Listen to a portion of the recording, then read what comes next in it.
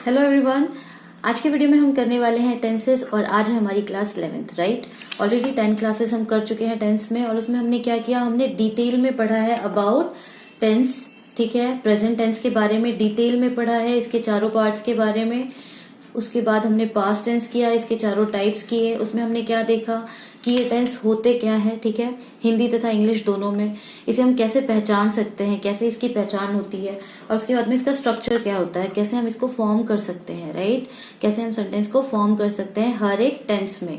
तो इसका structure detail में देखा था और लॉट्स ऑफ एग्जाम्पल्स देखे थे। उसी तरीके से आज हम स्टार्ट करने जा रहे हैं फ्यूचर टेंस। और फ्यूचर टेंस में आज हम देखेंगे study about future tense and future indefinite tense आज पढ़ेंगे। ठीक है, जिसे हम फ्यूचर सिंपल टेंस भी कहते हैं, सामान्य भविष्यकाल। स्टार्ट करते हैं।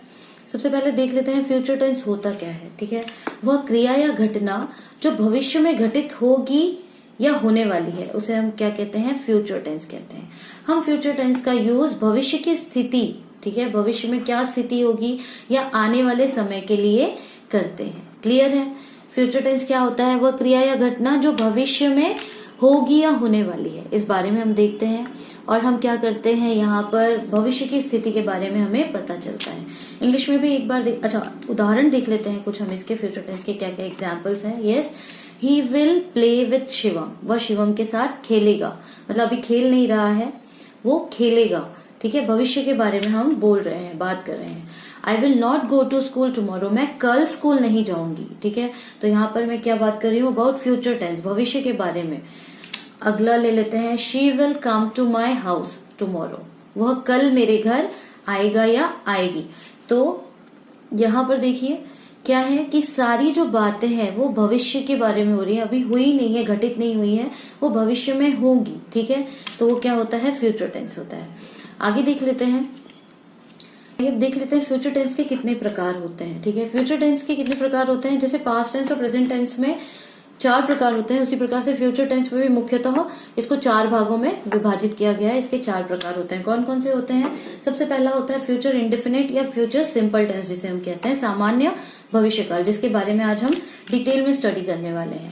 दूसरा होता है फ्यूचर कंटिन्यूअस टेंस, जिसे हम अपूर्ण भविष्यकाल कहते हैं। तीसरा होता है फ्यूचर परफेक्ट टेंस, ठीक है, पूर्ण भविष्यकाल।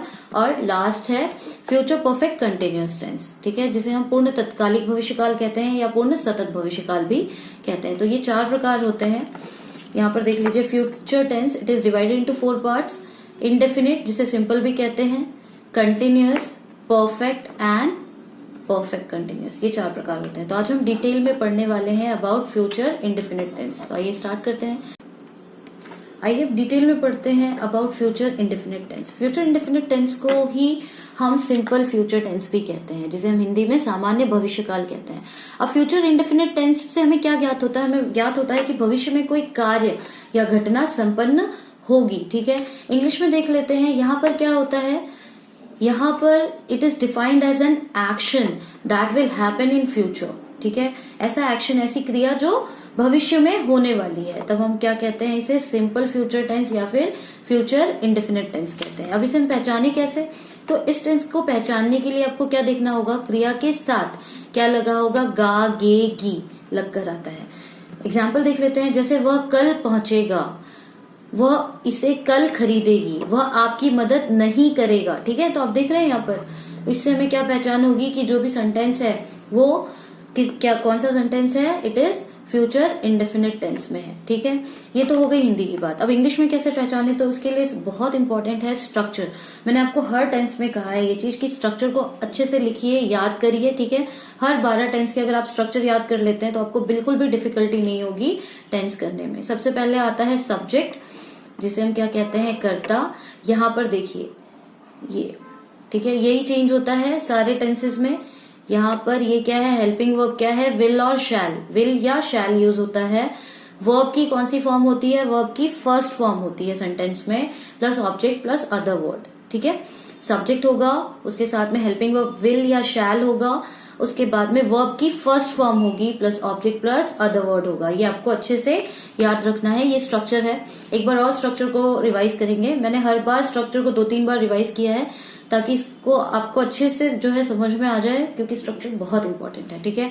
और स्ट्रक्चर में भी मैंने आपको बताया कि सभी स्ट्रक्चर में सब्जेक्ट तो है, सेंटेंस में ऑब्जेक्ट अदर वर्ड्स भी होते हैं, बस चेंज क्या होता है यहाँ पे, tense wise, helping verb and verb की फॉर्म, ठीक है।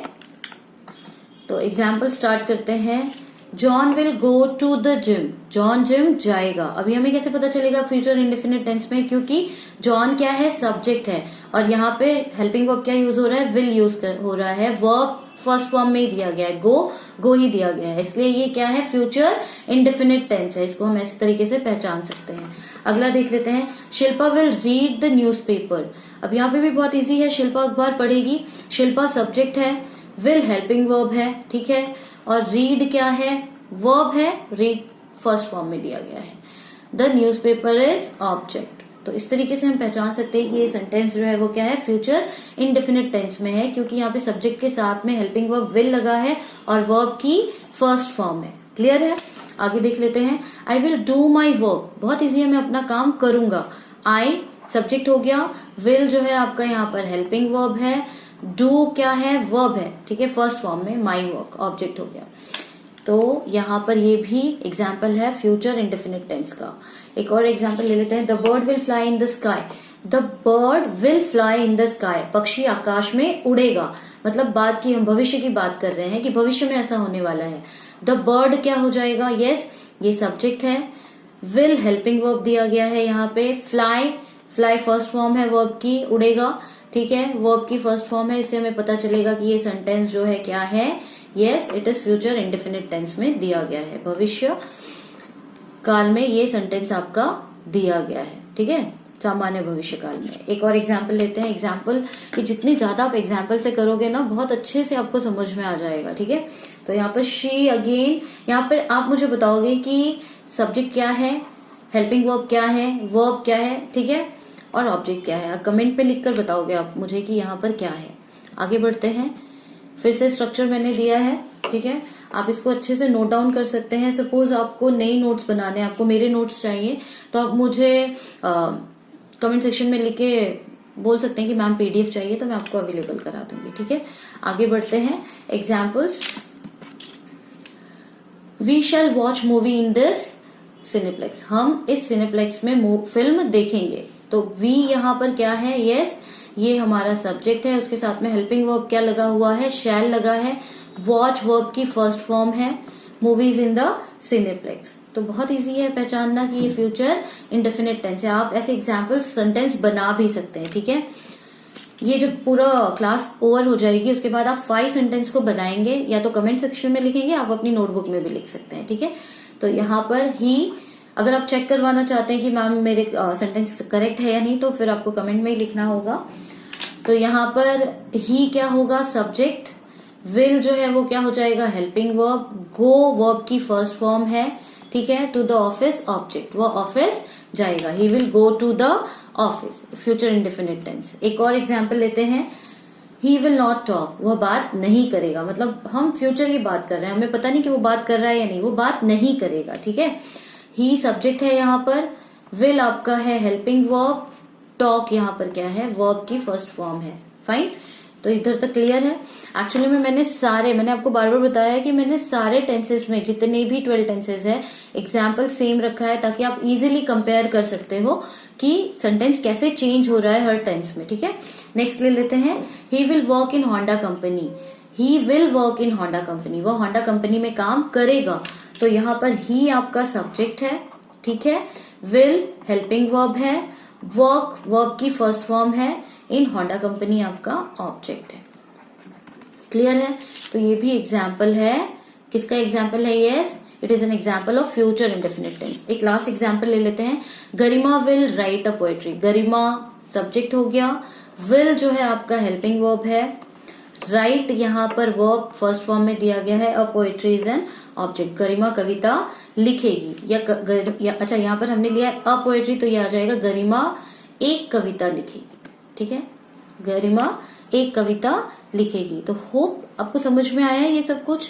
इसका नोट्स आप खुद से भी बनाइए, बहुत जरूरी है। बहुत यहाँ वहाँ कहीं कहीं अलग अलग चीजें दी हुई हैं, आप एक जगह अच्छे से नोट्स बनाइए पूरे 12 टेंसेस के। एक बार टेंस को अच्छे से समझ में आ जाएगी तो इंग्लिश समझना लिखना बहुत आसान हो जाएगा आपके लिए, ठीक है, और बोलना भी आसान हो जाएगा, आप सेंटेंस इजीली बना पाएंगे, ग्रामेटिकल मिस्टेक नहीं होगी आपसे। ओके, और अगली क्लास में हम करेंगे अबाउट फ्यूचर कंटिन्यूअस टेंस, अपूर्ण भविष्यकाल के बारे में डिटेल में देखेंगे। होप ये इन्फॉर्मेशन आपको पसंद आई होगी। Please don't forget to like, share and subscribe.